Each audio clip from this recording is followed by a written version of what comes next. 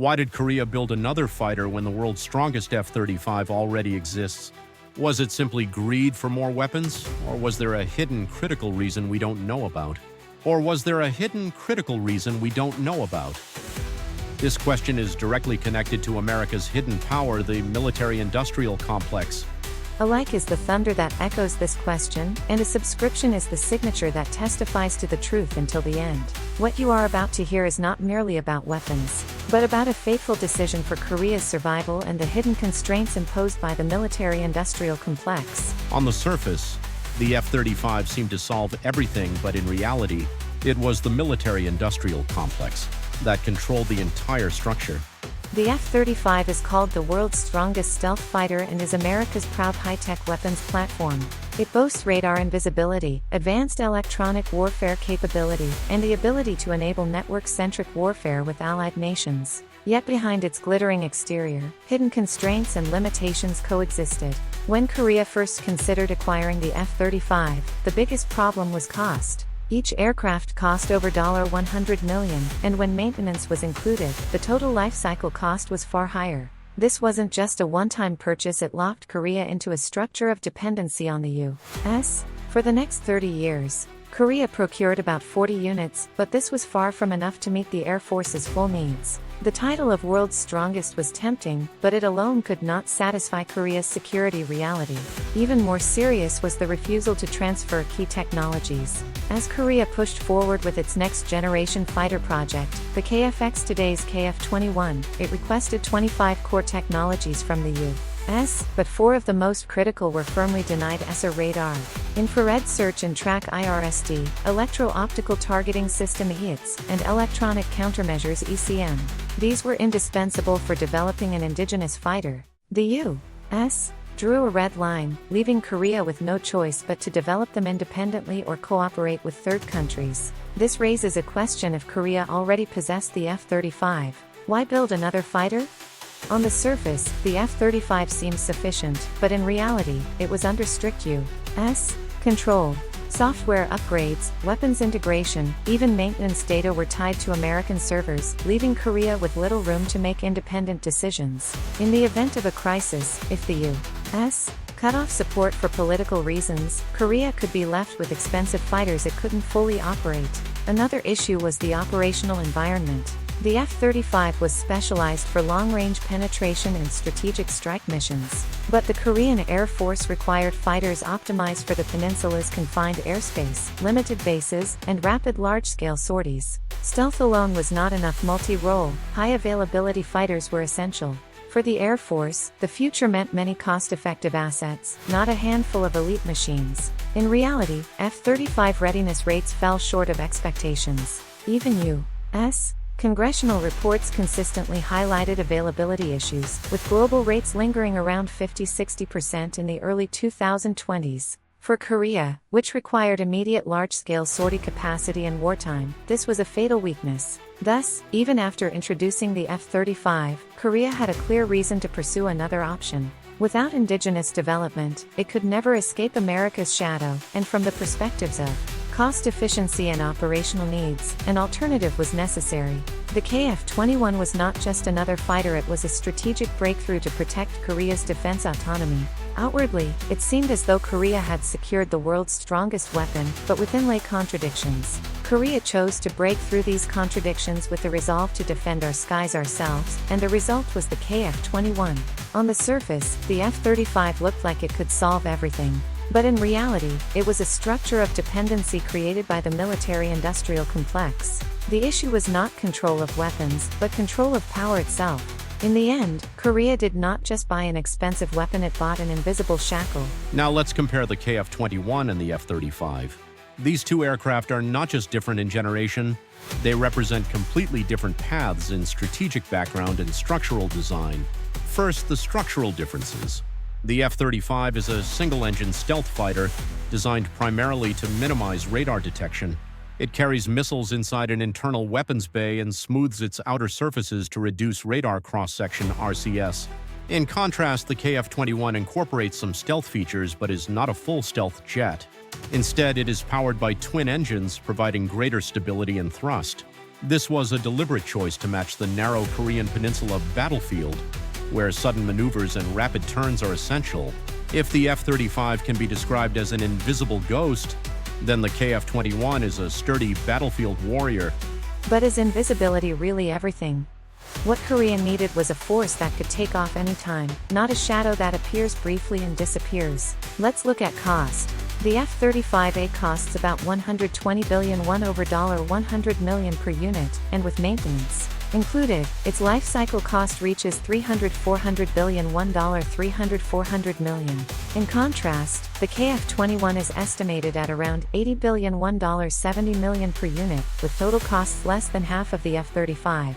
This cost efficiency allows the Air Force to plan for more than 120 units. The strategic meaning lies not just in the price of each jet, but in having a fighter that can be deployed in large numbers. The F-35 represents an elite few, while the KF-21 represents a practical and scalable force. But affordability alone does not make it better. The critical issue is technological independence. Here, Korea learned a decisive lesson. Even while operating the F-35, upgrades and weapons integration required U.S. approval.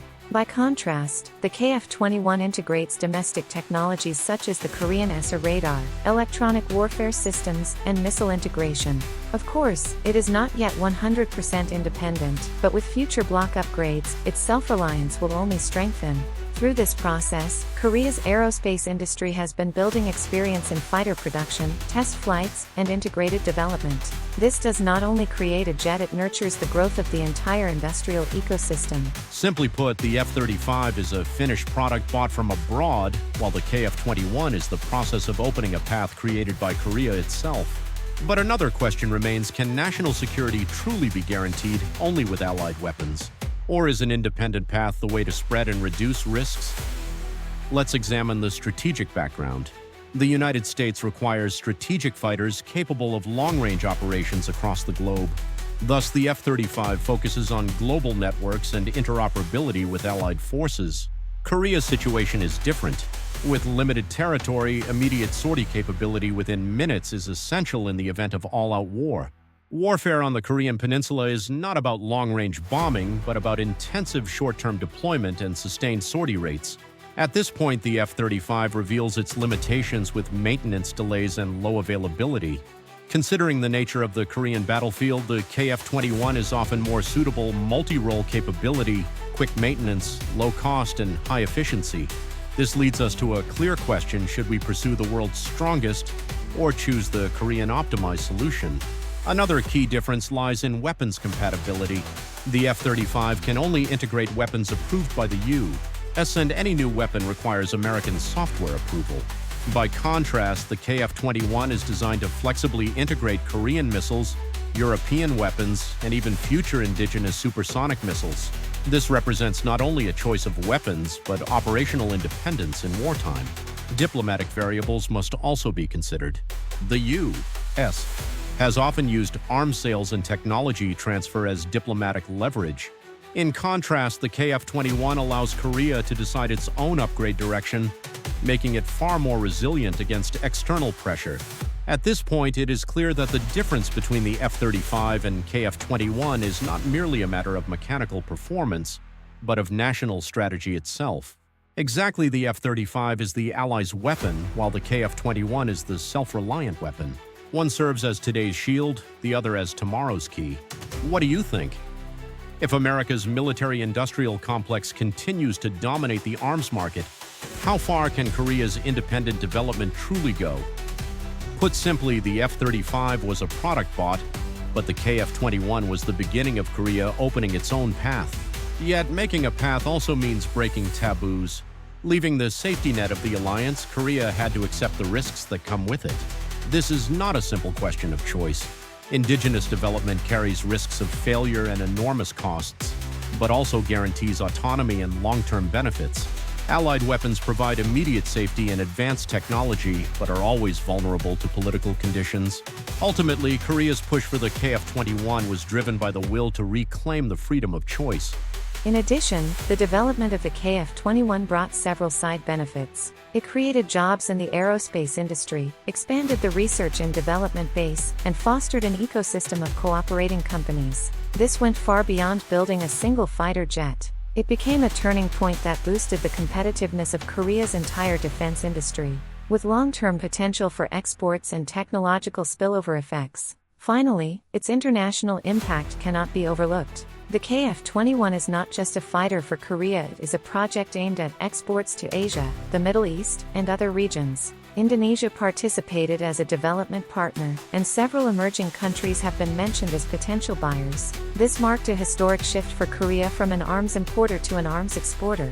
In summary, the F-35 is today's powerful shield, but the KF-21 is the key to the future.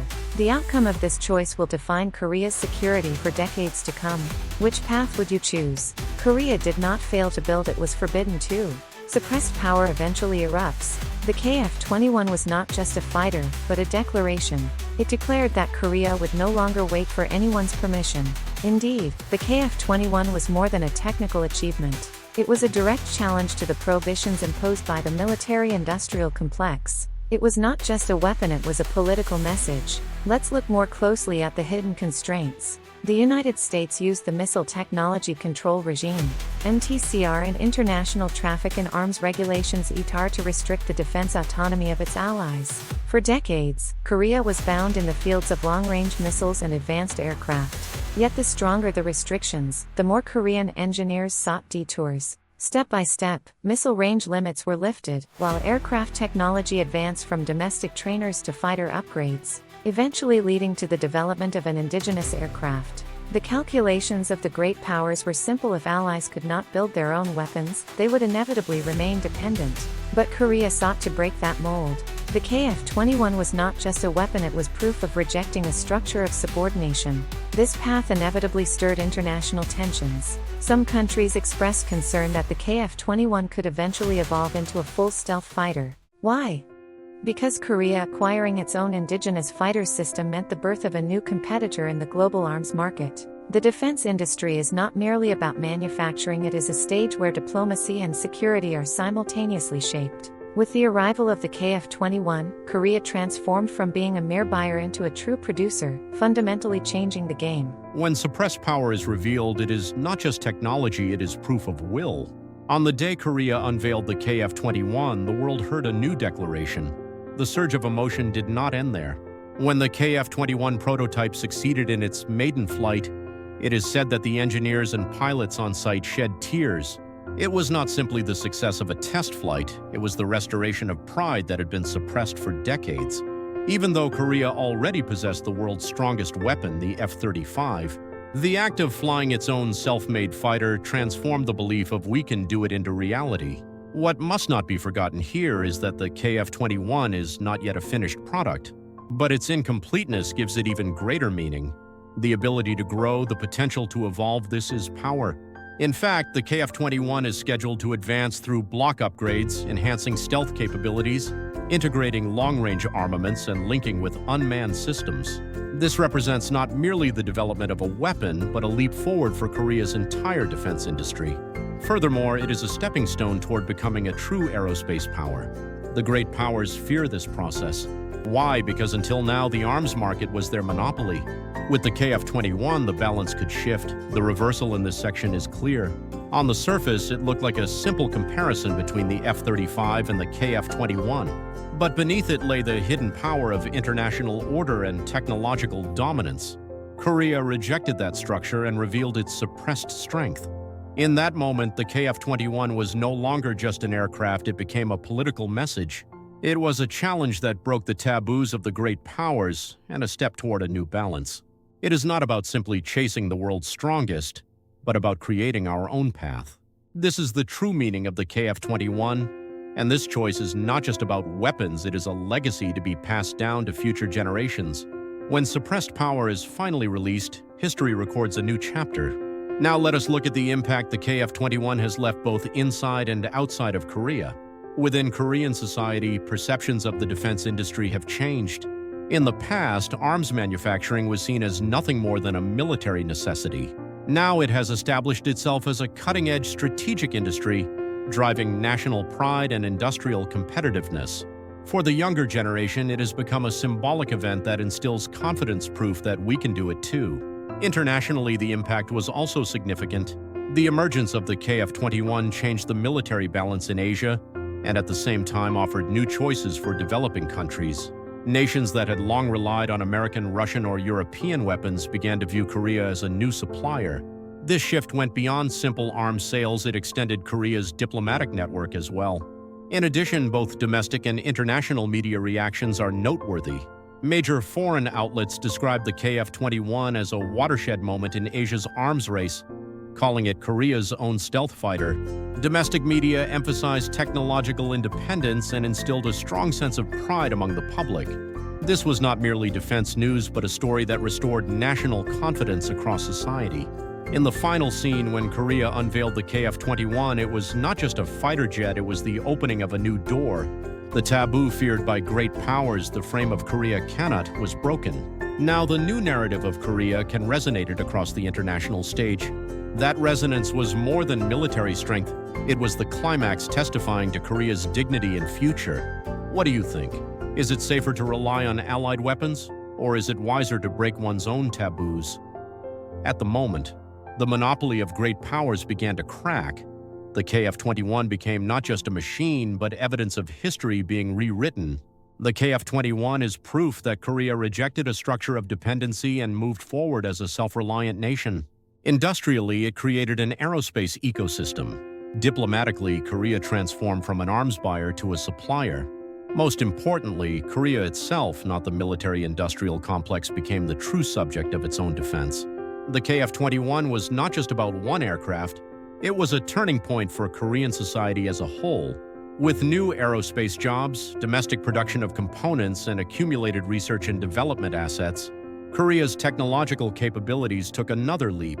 This opened the possibility not only of strengthening defense exports, but also of advancing into satellites, rockets, and even space exploration. But more important than numbers or performance was emotion. The KF-21 was not just a machine, it was the pride and survival strategy of the Korean people. At the moment suppressed strength was released, history was rewritten. We had long been accustomed to the idea that we must always depend on others. But the KF-21 overturned that formula. Now we can choose, not depend, we can be creators, not consumers. This fighter jet became the very symbol of that transformation. Furthermore, the KF-21 gave Korea a new voice in the international community. Its status as an arms exporter became both a diplomatic card and a strategic asset, giving Korea new leverage in relations with neighboring countries. It was not simply about weapons, it was the moment Korea secured true national autonomy. Was Korea's choice the right path, or was it still too heavy a challenge to bear? This question is not just for experts, it is one that Korean society as a whole must reflect upon. Defense self-reliance leaves ripples across economics, diplomacy, and security. In the end, the KF-21 is not only for the present, but a legacy for future generations. Today's decision will protect tomorrow's skies. This story is one chapter in the Korean strategy series brought to you by the channel World in Books. Our story is not over yet. This is only the beginning. In the next episode, we will explore how Korea shattered its sealed power. Subscribe and turn on notifications to stay with us. And what do you think? Was Korea's choice the right path? A like is the drumbeat that echoes this decision, and a subscription is the signature that testifies to the truth until the end.